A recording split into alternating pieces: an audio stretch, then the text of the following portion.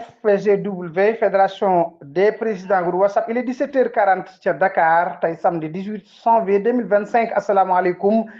Une nouvelle pratique risquée appelée boulettes fait des ravages parmi certaines femmes sénégalaises. Ces petites boulettes vendues sur les réseaux sociaux, principalement sur TikTok, sont promues par des vendeuses sénégalaises. En effet, les vendeuses affirmaient que ces boulettes utilisées comme les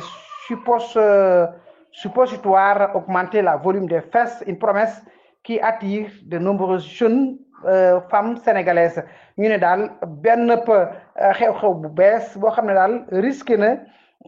daal di jeexal suñu jigéeni sénégalais yi rawatina ñu di ko wooyee bulet bii daal wax nañ ne ay jigéen ñoo koy jaay ci réseaux sociaux bi rawatina ci TikTok bi te sax nag lii ñoom ñi koy jaay dañuy gëmal ñi koy jël ne su ngeen ko jëlee day yokk seen ginnaaw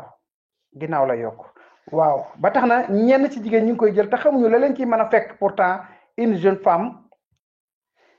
une jeune femme de 17 ans s'est confiée sur son expérience dramatique. Elle explique avoir acheté des sirops de prise de poids. Après une crise survenue, elle a été transportée à l'hôpital. Le diagnostic est tombé diabète d'après elle et c'est survenu d'après l'utilisation de ces produits. ñu ne benn jigéen gu am fukki at ak juróom-ñaar daal moom daal dina ci wax li nga xam ne jot na ko ci dund moom expliqué na ginnaaw bi mu jëndee ay sirop yoo xam ne pour yokku yaramam la doon waaye ba mu ko jëlee daanu crise la ca jëlee ñu yóbbu ko hôpital diagnostic yi la mu génne mooy dafa diabète te loolu mi ngi ko jëlee ci utilisation yooyu la. Il est donc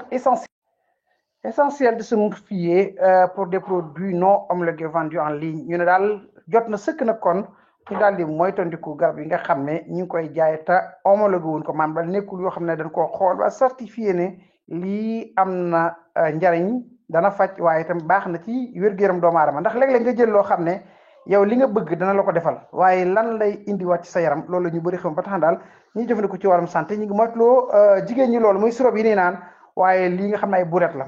bulet nga xam ne ci ay doomadaa xeet yu mel wala moom bulet bokkut ak bulet yi jën yi yooyu ngay dégg rek